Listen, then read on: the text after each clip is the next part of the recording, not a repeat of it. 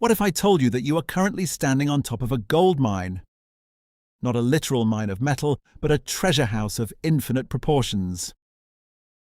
Most people live their lives in a state of controlled lack, unaware that they possess a faculty that can bring them health, wealth, and peace. This is the core premise of Dr. Joseph Murphy's The Power of Your Subconscious Mind. Today, we aren't just summarizing a book, we are installing a new operating system for your life. Your conscious mind is the captain of the ship. It gives the orders.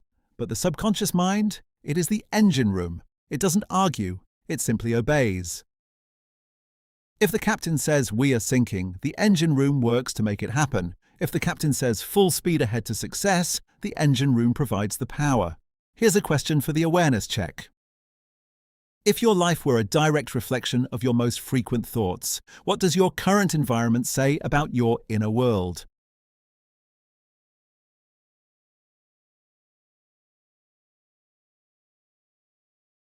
Pause for a second. Look at your surroundings, your bank account, and your health. If these are the results, what were the orders you gave your engine room yesterday? How the mind works. Murphy uses the analogy of a gardener. Your subconscious is the soil. It is neutral. It doesn't care if you plant nightshade, poison, or strawberries, sustenance. Whatever you plant via your habitual thinking, the soil will grow. The problem? Most of us are accidental gardeners. We let the weeds of the news, social media, and other people's opinions fall into our soil. The law of belief. Your subconscious reacts to the impression you make on it. It doesn't respond to things as they are, but to what you believe them to be. This is why two people can face the same recession. One sees poverty, the other sees an opportunity to build a new empire. Here's your second question to see your belief in yourself. What is one truth about yourself you've repeated so often that you've stopped questioning if it's actually true?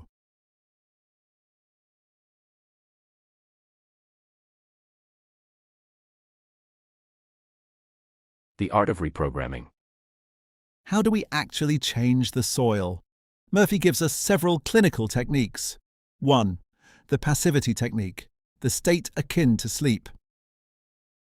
The best time to influence the subconscious is when the conscious mind is asleep, but the subconscious is wide open. This happens right before you fall asleep and right after you wake up.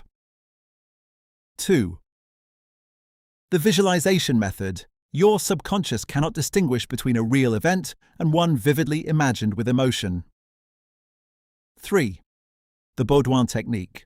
This involves condensing your desire into a short phrase that can be easily engraved on the memory and repeating it over and over as a lullaby.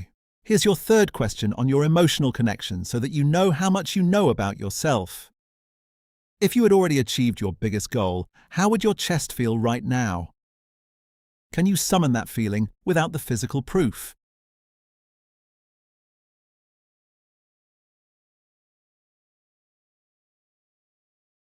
Let me tell you a case study on how to decode the subconscious, the silent engine of human potential. Imagine you are a captain of a ship. You stand on the deck, steering the wheel, believing you are in total control. But beneath the surface, a massive, unseen current is actually determining your direction, your speed, and your destination. In psychology, this is the iceberg metaphor. Your conscious mind, the part that chooses what to eat for lunch or solves a math problem, is only the top 5 to 10%. The remaining 90%. That is your subconscious mind. How about you question yourself? Is it possible that our greatest successes and our most stubborn failures aren't products of willpower, but are programmed by this invisible architect? Today we look at the case study of how the subconscious mind dictates reality. To understand the power, we must understand the process. The subconscious isn't a soul, it's a data processing powerhouse. 1. Processing speed. While the conscious mind processes roughly 40 bits of information per second, the subconscious handles 40 million bits per second. 2. The RAS, Reticular Activating System. Think of this as your brain's search filter. If you decide to buy a blue car, suddenly you see blue cars everywhere. Your subconscious didn't create them, it simply stopped filtering them out. The case study. The placebo effect. Consider clinical trials where patients are given a sugar pill but told it's a powerful drug. In many cases, the body actually begins to heal. Why? Because the subconscious mind accepts the expectation of healing as a command, triggering the endocrine system to release actual chemicals like dopamine or endorphins to match that belief. If the subconscious is so powerful, why can't we just think ourselves into being millionaires or athletes? Because the subconscious is habitual, not logical. It is programmed primarily for the ages between 0 and 7, when our brains are in a theta wave state, essentially a state of hypnosis. The logic trap. The subconscious mind does not understand no or don't. If I tell you, don't think of a pink elephant. What do you see? The subconscious sees the image first. This is why I don't want to fail often leads to failure, while I will succeed creates a different neural pathway. Let's look at elite athletes. A study on Olympic skiers showed that when they mentally rehearsed their run, visualizing every turn and bump, their muscles fired in the exact same sequence as they would on the snow, albeit at a lower intensity. This is called neuromuscular coordination. By the time they hit the slopes, their subconscious mind has already finished the race 1,000 times. They aren't thinking, they are executing a program. The default mode network. Have you ever had your best ideas in the shower? That's your subconscious working on a problem while your conscious mind is distracted. This is the power of incubation. How do we take the wheel? You cannot argue with your subconscious, but you can influence it through 3 specific methods. 1. Repetition. Like a muscle, the subconscious learns through frequency. This is the science behind fake it till you make it. 2. Emotional charge. The subconscious speaks the language of feeling.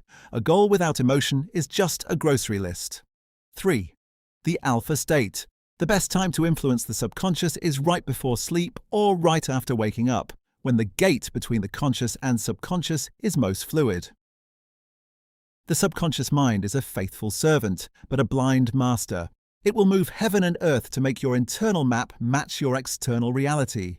If you change the map, the territory will follow. You are no longer just the captain on the deck, you are finally learning to navigate the currents below. The wealth and health. Murphy argues that poverty is a mental disease. If you were physically ill, you'd seek a cure. If you are financially ill, you must seek a mental cure. The wealth formula. Never say, I can't afford that. Instead, say, my subconscious is my bank. It provides for me in ways I don't yet see. The health formula. Your subconscious built your body. It knows how to repair it. By focusing on the perfect image of health, you give your subconscious a blueprint to follow. Here's your 4th question on the scarcity trap. Does the success of others make you feel inspired or threatened?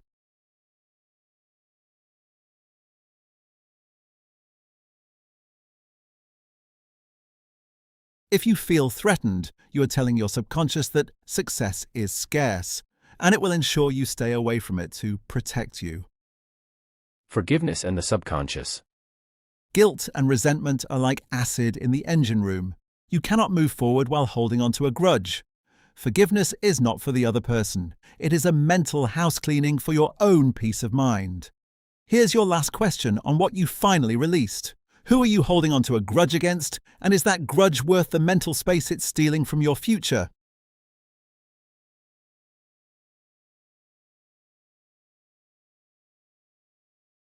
Let me tell you a case study on the man who healed his skin. The blueprint of restoration.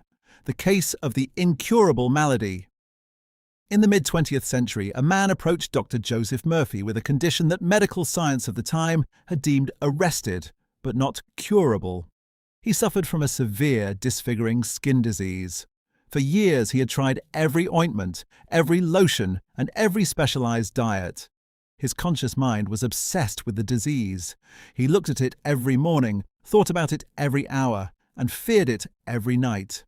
the psychological deadlock. By focusing on the illness, he was inadvertently giving his subconscious a command: keep this skin diseased. Dr. Murphy explained a fundamental law of mind to him. The subconscious mind created your body, and it knows exactly how to recreate it. Every cell in your body is replaced over time. If the subconscious has the blueprint of a healthy body, it will build a healthy body. But this man's mental blueprint was currently a map of scars and inflammation. The strategy: to heal, the man had to stop fighting the disease and start filing a new report with the subconscious.